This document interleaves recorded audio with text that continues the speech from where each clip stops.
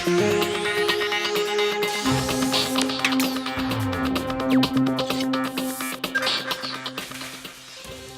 punto de dar las 9:40 de esta mañana de lunes 24 de junio del año 2013 y a continuación en nuestra entrevista hablamos de autónomos, de profesionales autónomos y de emprendedores. Tenemos con nosotros al presidente de la Organización de Profesionales y Autónomos OPA, Camilo Abietar. Muy buenos días. Muy buenos días. Bienvenido a la entrevista. Gracias. Bueno, hablamos de un sector, desde luego, que poco a poco ha ido ganando terreno, el de los autónomos, al menos en titulares sí que se habla bastante más de este sector de los profesionales, las personas que de alguna manera toman las riendas de su vida profesional. ¿Cómo es la situación ahora mismo de este sector? ¿Cómo la calificaría? Bueno, pues el que se hable de los autónomos, la culpa la tenemos nosotros, las organizaciones que día a día estamos trabajando y sobre todo OPA, que llevamos 23 años trabajando por el colectivo. Estamos en una situación donde, como sabes, el colectivo del autónomo, pues hemos estado siempre en tierra de nadie y gracias a este trabajo, pues los grupos políticos y la propia sociedad ya reconoce la importancia de nuestro sector, un sector que está aportando un porcentaje elevado al Producto Interior Bruto, que mantenemos el 80% de los puestos de trabajo fijos y estables de calidad y que somos el motor de la economía y los generadores de riqueza de nuestro país. Es decir, ya era hora de que se empezase a hablar de nuestro sector y que se empezase a legislar a favor de este colectivo que ha estado durante tantos años desprotegido. Hablamos precisamente de eso, de legislaciones hacia el sector de los autónomos. Recientemente, hace apenas 15 días, se presentaba esa Ley de Emprendedores Nacional. En Castilla-La Mancha ya está en vigor esa Ley de Emprendedores. En nuestra región, usted es de Albacete, aunque representa a los autónomos en el ámbito nacional.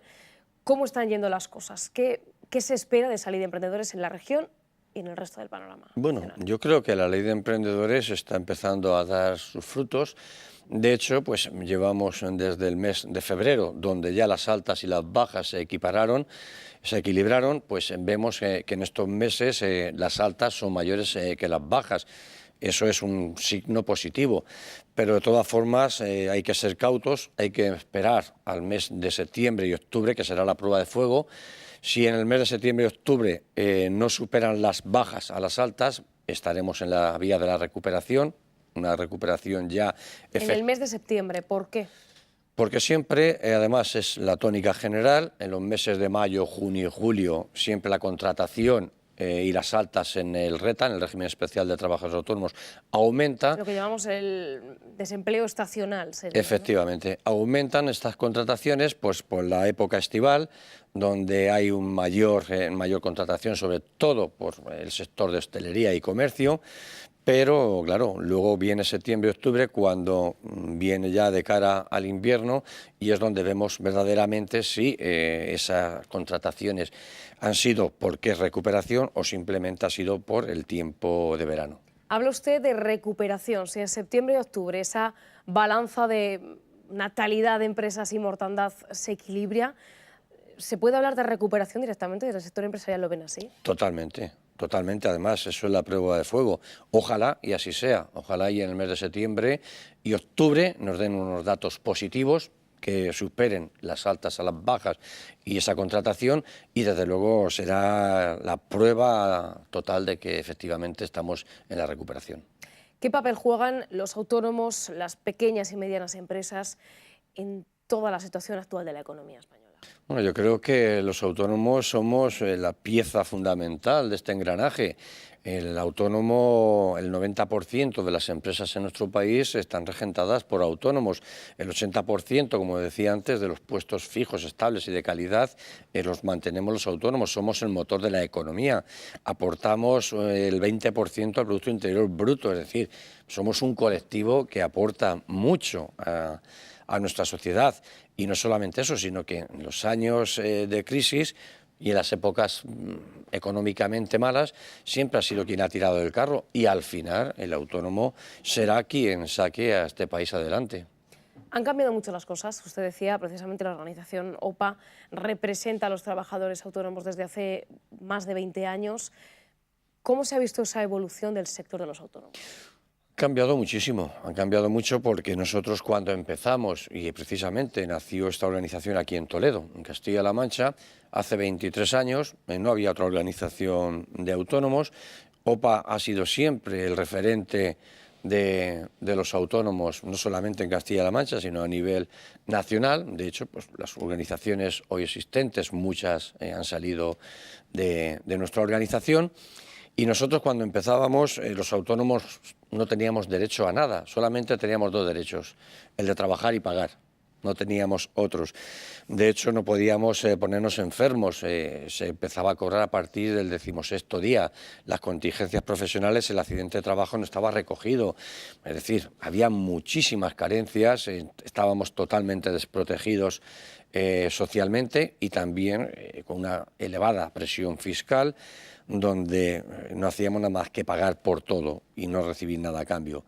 Se han conseguido logros importantes para nuestro colectivo, que el autónomo cobre desde el 4.º día en caso de enfermedad, que se tengan recogidas las contingencias profesionales, el accidente de trabajo, que también podamos acceder a la prestación por desempleo, es decir, esa prestación por cese de actividad, el paro del autónomo, que la mujer autónoma pueda cobrar esas 16 semanas en caso de maternidad, cobrando el 100%. Es decir, se han dado pasos muy importantes y, de hecho, en la ley del emprendedor y en el Estatuto del Trabajo Autónomo, pues ahí es donde vienen una serie de artículos y medidas que pueden beneficiar mucho a nuestro colectivo. ¿Qué reclaman? Porque imagino que se han conseguido cosas, pero no estará todo al 100%, entiendo. Nosotros reclamamos y llevamos muchos años reclamándolo y solamente hay 4 puntos principales que son los que están asfixiando a nuestro colectivo.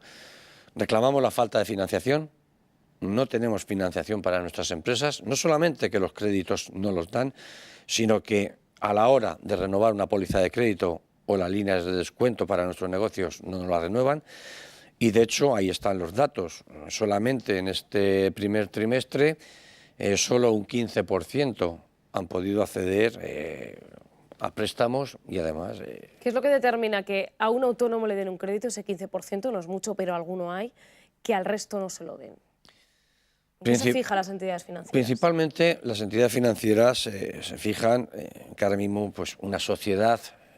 quien avala es la sociedad y sin embargo el autónomo quien avala con su patrimonio, con todos sus bienes, y así lo dice la ley, pero no solamente los bienes presentes, sino presentes y futuros, y aún así nos vemos negro porque el autónomo... Claro, ese 15% es gente que empeña todo lo que tiene por conseguir ese crédito. Efectivamente. Así es, y de hecho en estas situaciones de crisis donde las cosas vienen mal, por aguantar más un negocio que lo has creado tú, que lo has fundado, que lo has levantado, y por aguantar a ver si viene la recuperación, vamos tirando del fondo que tenemos hasta que llega el momento en el que ya no te queda más fondo, te has comido tu patrimonio y encima si tienes alguna deuda con Seguridad Social o algunas deudas que tienes que responder con los bienes que tengas, es decir, es lamentable y eso es una de las cosas que en la ley del emprendedor y también en el Estatuto del Trabajo Autónomo reflejábamos y en lo que hacemos hincapié, que al menos la vivienda habitual del autónomo y el vehículo para ejercer su actividad no sean embargables, por lo menos tener esa garantía, porque claro, son muchísimos los autónomos que por situaciones de crisis económicas como esta que estamos pasando, pues han quedado hasta sin su propia vivienda. Decíamos, una de esas principales reclamaciones es la financiación, ¿hay alguna más? Sí, la financiación es la primera, la morosidad es la segunda, que la morosidad, hay una ley de morosidad, pero si quien primero no cumple es la propia administración, difícilmente las empresas lo van a cumplir.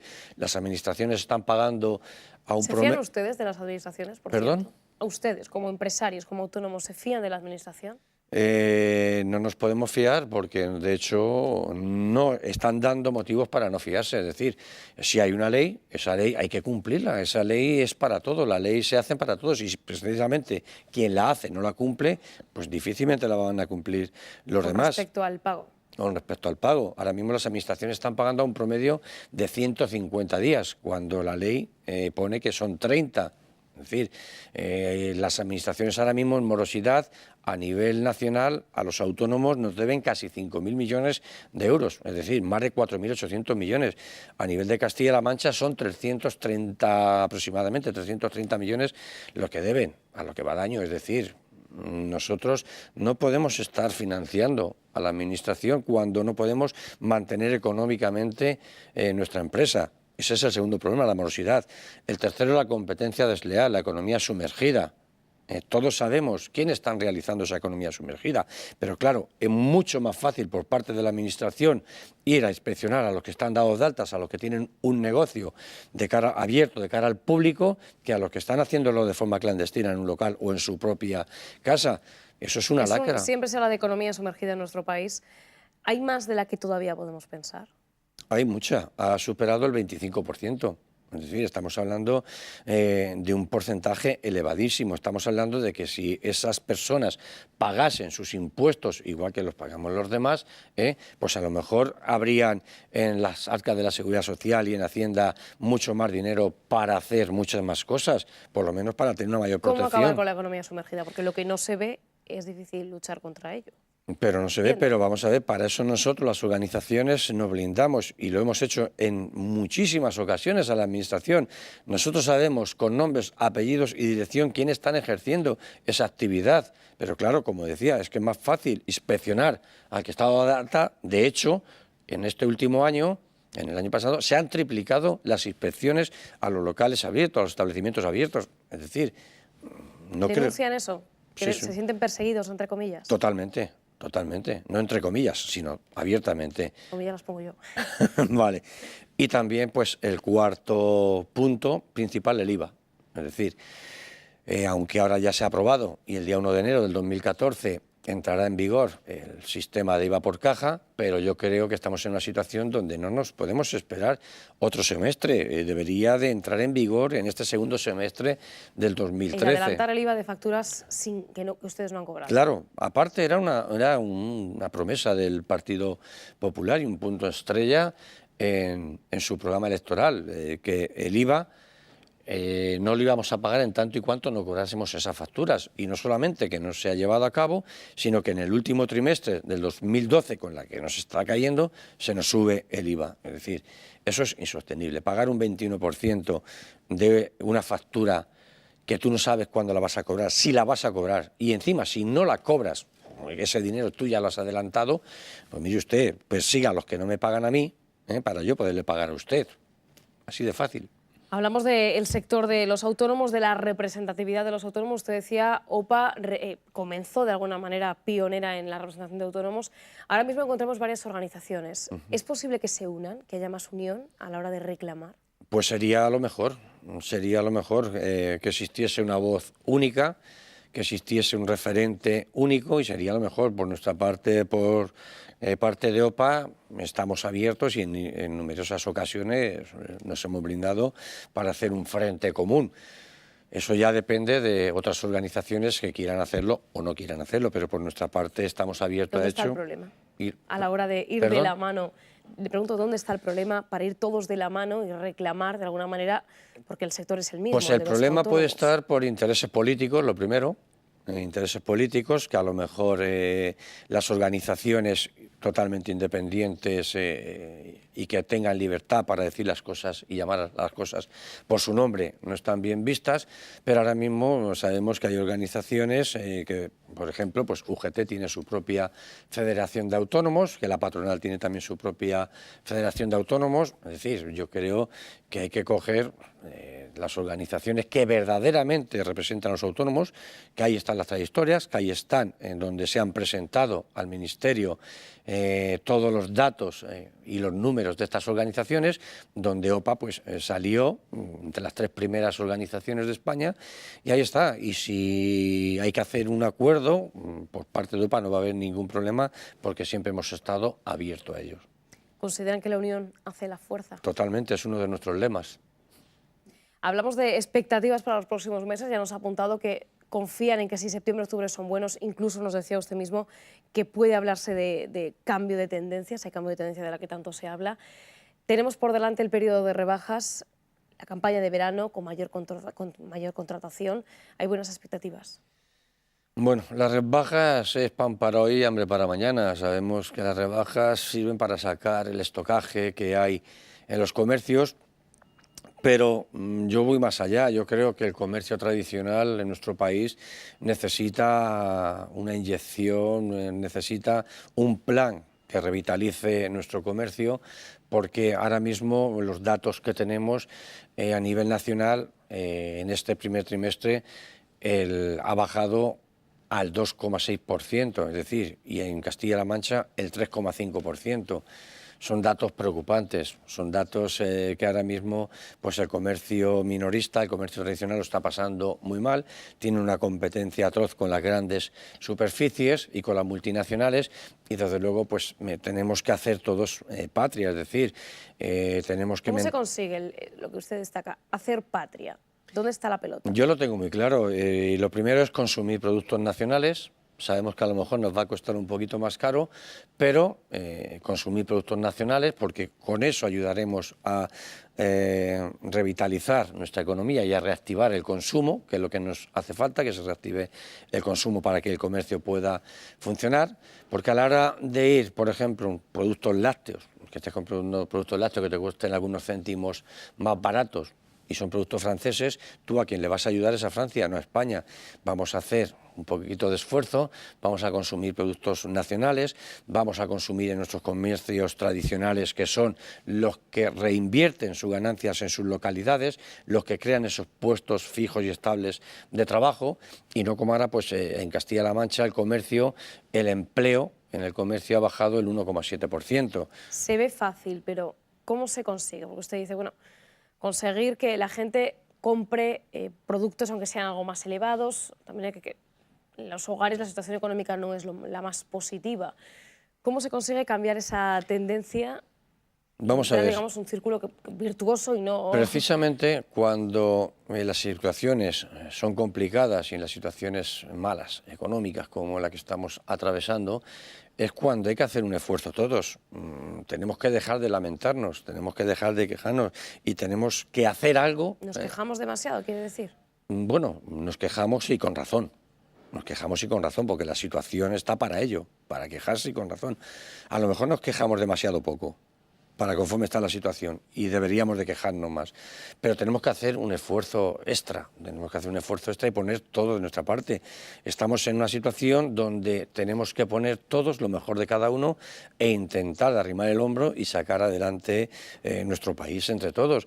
Eso conlleva ahora mismo pues el hacer un esfuerzo económico que es muy pequeño, porque de comprar un producto extranjero a comprar un producto nacional, la diferencia es poca, pero sin embargo, quieras o no, indirectamente te estás ayudando también a ti mismo.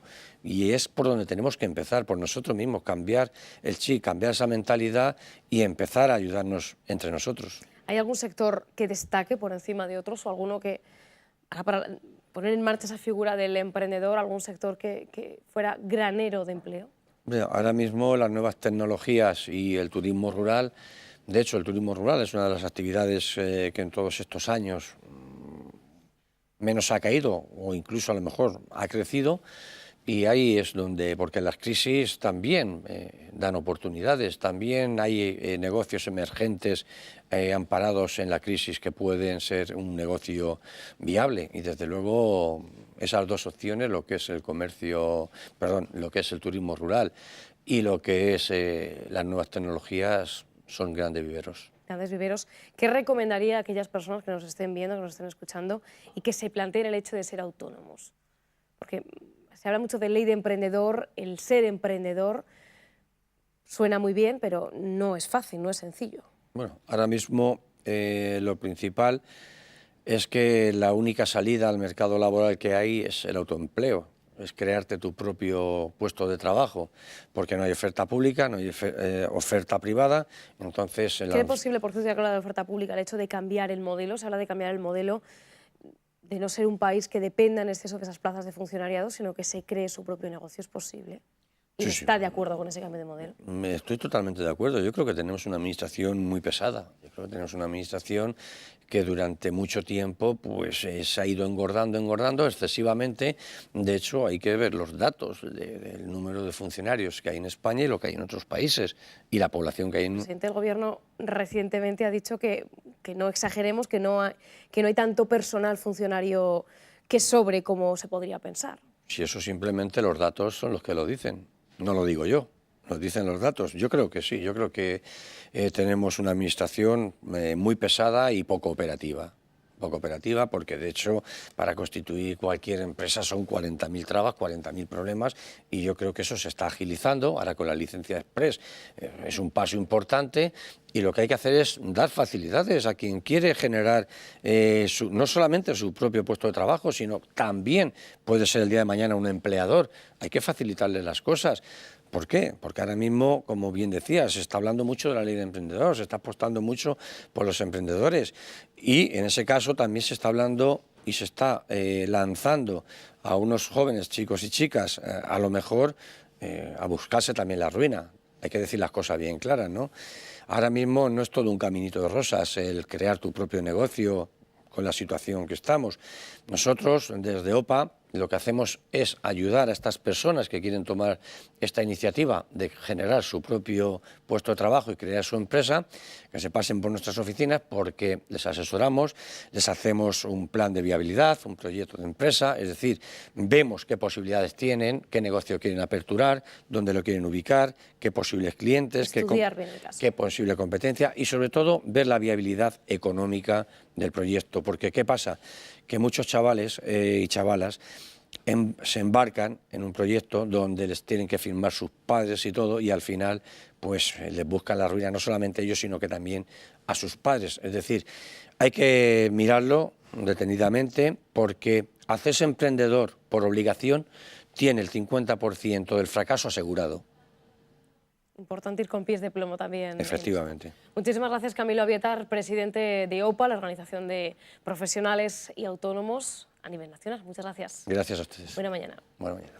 Bueno, 10:01 de la mañana, nos vamos directamente hasta el plató de Historias con Duende. Eva Carrasco, muy buenos días. Muy buenos días, Lorena, y muy buenos días a todos los telespectadores. Noche de San Juan, un día en el que muchas localidades están de fiesta, entre ellas Albacete, pero nosotros en el plató de Historias con Duende todo va a girar en torno hoy precisamente a San Juan, y como siempre salpimentado y condimentado